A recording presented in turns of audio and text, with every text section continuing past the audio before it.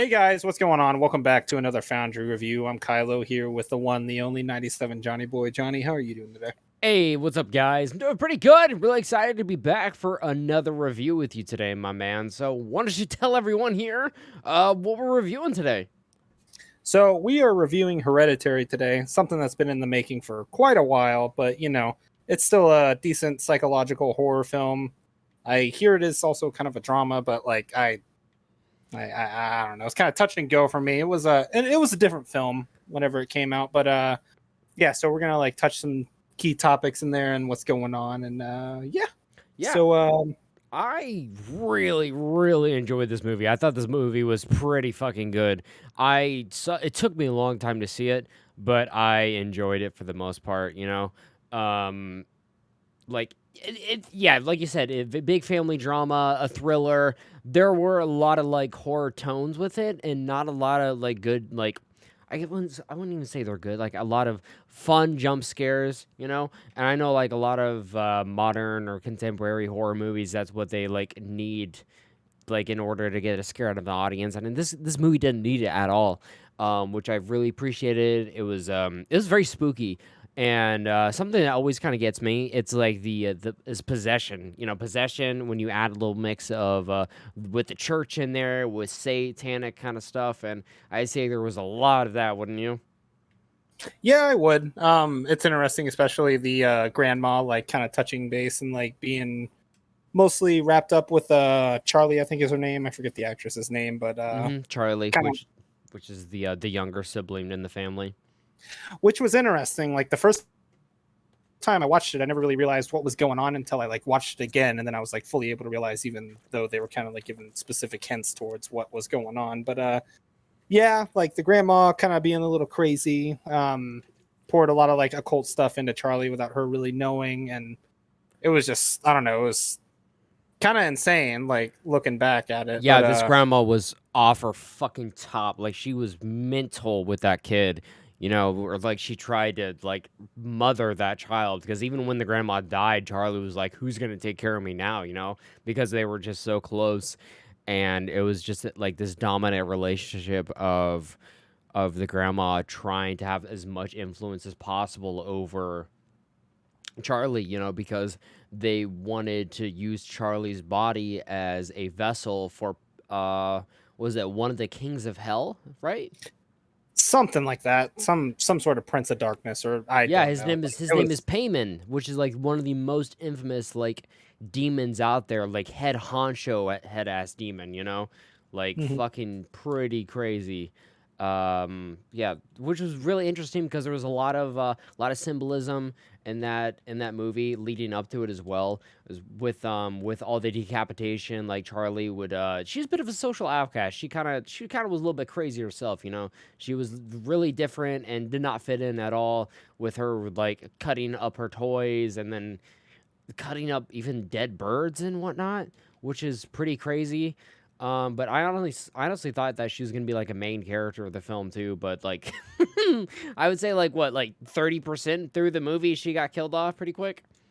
Yeah, I mean, I would still say she was kind of like a main side character, if you know what I mean. Like she's still like referenced a lot throughout the movie, even after her death. But it was, yeah, it was really kind of like a suspenseful moment whenever she does get her head cut off, and just the brother's just in the car, of course, like driving down the way, and he can't even look back at her because he knows what happened. And Yeah, that scene was crazy because you could just feel the intensity. Like his acting was phenomenal. You could feel the intensity. Like he knew he fucked up, and he knew his life was just absolutely ruined. He couldn't even like turn around to see what happened because he fucking knew.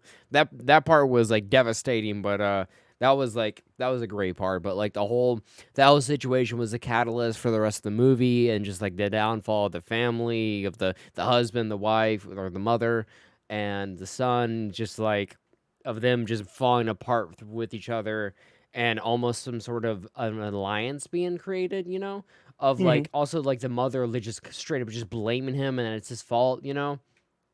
Yeah, and I thought it was interesting too, like some of the several scenes where she claims that she wasn't like really in control of her own actions, and borderline at one point almost kills the son, like lighting him on a fire in his bed. Yeah. And then yeah, just like blaming shit on like the husband and all that stuff. And which honestly is kind of fucked up. But I feel bad for the husband because like he was probably the most normal of the bunch, and he, of course, you know what happens. We'll touch base on that a little later. But Yeah, like, I'd say he's like the relatable one or the voice of reason character. yeah, between all of them, and it is really sad. But Like, because with the yeah, son, like, you just want to have as much sympathy for as possible, because, like, after the Charlie stuff, like, there's some really crazy shit that starts to happen with him. Because, like, what eventually, there was a friend of the grandma who pretends to be a part of this support group for losing a child that becomes friends with the mom, right? mhm. Joan, I think that's her name, right? um, I think so because I looked up some stuff beforehand. Anyways, we'll call her Joan. I might be wrong, but yeah, she convinces the mom to do a séance, and with the family to try to talk to Charlie and try to have some closure with it. And the mom who won't let go of her child, because gone too soon, kind of thing. Does it, and after that, like completely amps up all of like this paranormal like weird kind of possession thing with the house and with the family. So like after that, like because I don't even know like if they're talking to Charlie. I think or Payton, yeah, it was or Payman. They were pretty much inviting Payman to take a closer how do you put it? Like inviting Payman to into their lives almost. mhm. Not just like yeah, so they used Charlie's journal and whatnot and kind of attached themselves to that and then started to terrorize the family even more because it was at some point she tried to destroy the journal, then it showed back up later, I think. Or and then at another point she tried to burn the journal and that The husband, yeah, like it just like it turns into a full demonic horror right there. Like the husband catches on fire because wasn't it the husband that tried to burn it, not her, and she tried to stop him? And that's he tried to like walk away with it, I think, and she's like, "No, you need to believe me." And then she threw it in the fireplace, and then he just lit on fire out of that's right. nowhere. Yeah, And then at that point, she just snaps. I don't know what comes over her, but like she's just gone, like off the deep end yeah. completely. After And that part, like that was fucking scary. She was the scariest part of the movie. She does some I great yeah, work with her like like facial expressions and features and whatnot. honestly, that was like at that point that became like the best psychological demonic thriller Was ever her because like hunting down or just haunting? snapping, yeah. Because like I I feel like I had to see like a couple of scenes over and over again until I was actually able to realize like she was up on the fucking rafters and shit Mm-hmm. like that, watching the fucking like sun, and it's Yeah, when just he was like waking up or totally getting out of the insane. bed, yeah, like she's creepy. Like she's in the background. You don't even like really notice at first.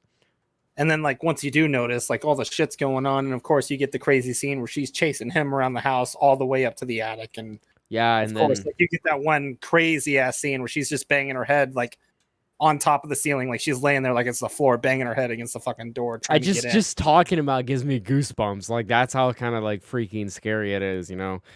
Well, Uh that doesn't give me goosebumps yet, all the way up, like until the point like she somehow gets in the attic and he like sees the shrine and stuff like that for Charlie and payment and all that stuff. And then like you see her up in the corner just floating, trying to cut her head off with fucking piano wire.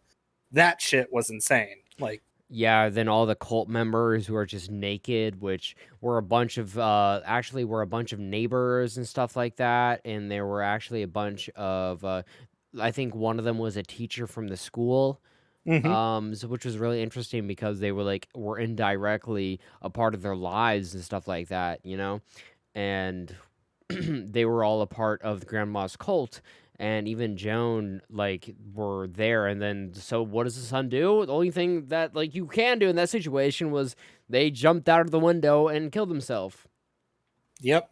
And then at that point, like it's like I still don't know how I feel about the ending. Like I'm sure like if I watched like a director's commentary thing on it, like it would give me more clarity, and I haven't sadly. But like it says it's Charlie that came back, but it's also Payman, I guess, as well. The So what I took from reading some stuff is that so the grandmother somehow brought Payman into Charlie's body to a degree. So okay. that's why the obsession with the head stuff and whatnot. And I guess like so when they brought back Charlie, it like that also brought Payman as well, because Payman was in Charlie to a degree, but I don't know like how far that is. But that doesn't really make a lot of sense how you bring back two in one body, but maybe they were like intertwined with each other. Hmm. Yeah, but because I know there's like some people saying like, oh, because right after when the son gets back up, he's doing the clicking that Charlie's doing like Hmm. constantly and stuff like that, and you're like, oh, okay, I get it. Yeah.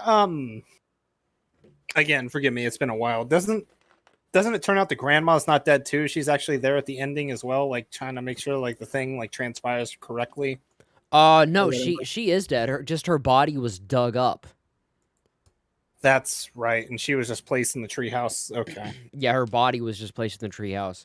So like she was decapitated as well as the mom. She was like floating in midair and straight up just like sawed her head off with a piano wire. Yeah, and Pretty oh man, fucked up stuff right there. yeah, it was definitely crazy. That Like ending lasts like 10 minutes, 15 minutes was insane.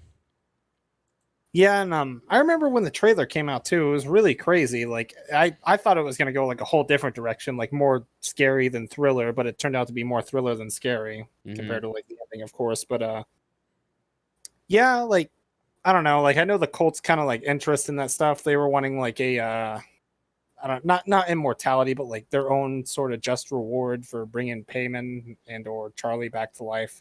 Yeah, because And, apparently, like you reap some rewards if you bring payment back, and you're like payment servants or something like that. mhm. That's the usual thing of like you get a bunch of money or you get the treasure if you help out this villain or something like that. That Yeah, story I feel like is in a lot of media or books. Yeah, but yeah, it was a weird possession movie. it was. It was definitely different, especially for its time. Like it, like I said, it went more thriller than horror, in my opinion, which wasn't bad at all. It was like one of the first individual kind of movies I've ever seen like that, but still, it was definitely pretty good. Yeah. Like, do you remember the one scene when the kid was the son was in the middle of school and he started to bang his like head like into the desk and stuff like that when like Payman was like fucking with him and shit like that? There's a Uh, couple points in time where he would be at school and he'd look over at a glass case and it'd be his own like reflections staring and smiling and grinning at him and stuff. yes. Yeah, I Yeah. do remember that. And he just banged his head like once or twice, and then someone would interfere. Yeah, I do remember that. Yeah, like there was a lot of instances like that where it's just complete like it's fucking scary. It's scary to think of and try to put yourself in that situation because was even like at the very end like when the son is like resurrected as Charlie or Payman, like they walk to they follow the mom's body who floats out of the attic towards Charlie's treehouse, and they go up into the treehouse and a bunch of naked praying cultists to a statue of Payman, but the head is Charlie's body from her grave. Yeah, Yeah, it's fucking weird. it is terrifying. It definitely sets a certain ambiance for how I don't know how occultish this movie really was, and like you said earlier, it definitely was interesting seeing all the people that had an influence on their lives, like the teacher, the group counseling leader for the mom, Hmm. the grandmother herself, and just neighbors in general. Yeah, like they had so many scapegoats, not even scapegoats, but like so many like just at plans and enacted, ready to go just in case something went wrong to like try to have as much influence and try to make sure like it all goes according to plan. Which was really smart, but like this was like a really well thought out plan, and the way they constructed it like around their lives. Yeah, but I really enjoyed that movie. Like I've only seen it twice, I think, but like it still like fucking haunts the shit out of me. Just thinking about some of those scenes. especially the it's mainly the ending parts for me. Yeah, for sure. Like that shit was borderline nightmarish. Imagining having to go through what the son went through and then killing himself and finding out like I don't know, it was for something for him. Like, he doesn't have to go through it anymore, but it was all kind of for nothing. Yeah, I mean, like, there's a lot of just like creepy stuff, like how awkward and how hostile the relationship it was with the mother and the son, and how aggressive, and how resentful she was, and he just going off the fucking deep end, where she's making models of her daughter dying, Hmm. and whatnot, and like everyone just feeling so controlless and hopeless throughout the entire film to a degree because they just no idea what's happening. In all reality, like, I do feel like the worst for the dad or stepdad. No, he was a real dad, I think, for Oh, them. he was. I Yeah. got you.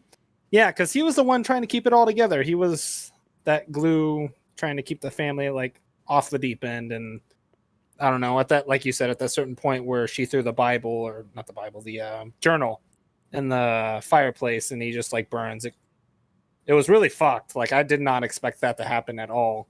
Hmm. But yeah, like, it was kind of a sad moment, and of course the absolute turning point of the family going off to a bad place, and Yeah. It wasn't even he didn't throw it in. The mom threw it in there trying to prove to yeah, him that she wasn't crazy. So like she like kind of brought to his death, and like she was horrified at first, but then she just kind of like calmed down from it, and that's when she like kind of went into a romantic episode. I feel like that's the moment she snapped and kind of went borderline demonic.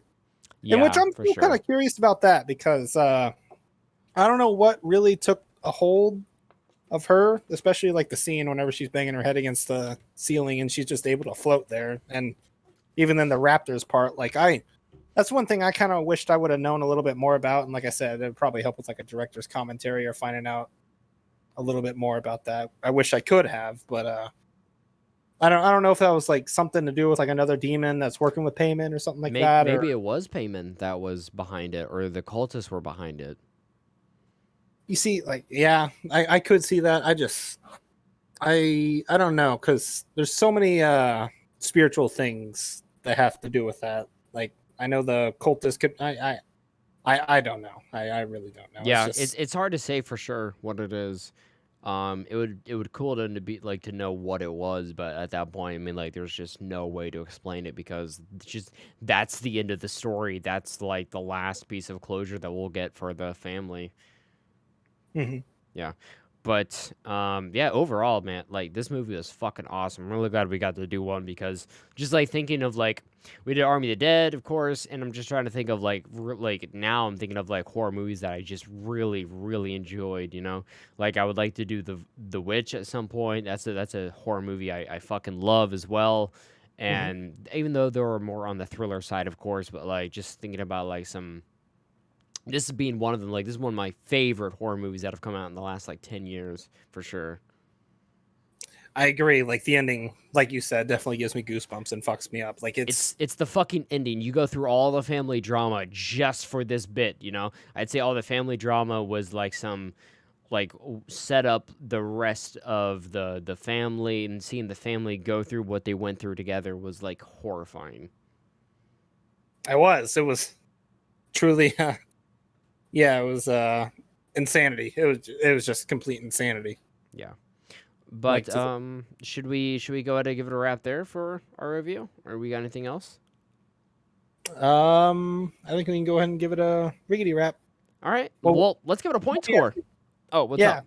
yeah. No, you already guessed what I was gonna say. What would you rate it? I would rate this an 8.5. Okay, I would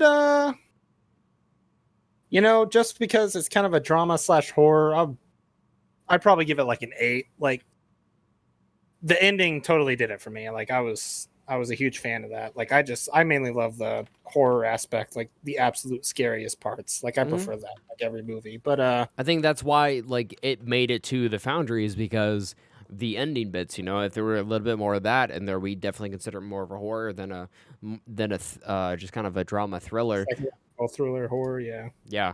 But I think eight's pretty good there. I think that's a really great score. It's a great movie. Like critically, like it's a great movie. Especially compared to a lot of the movies that came out in 2018. Hell yeah. Yeah, for sure. But thanks everyone for watching another review here on the channel. Kyler, thanks for hosting another spooktacular review. I appreciate it. I'm glad it was a good one. Now, I'm sure you'll have something spectacular for us next couple of weeks, right? Of course. And don't forget to leave some suggestions down below. We'll be Oh, sure to face with yeah, that. that's a great idea. Yeah, And some suggestions. don't forget to like, subscribe, nerds. And as always, we'll see you next time. Bye-bye. Bye.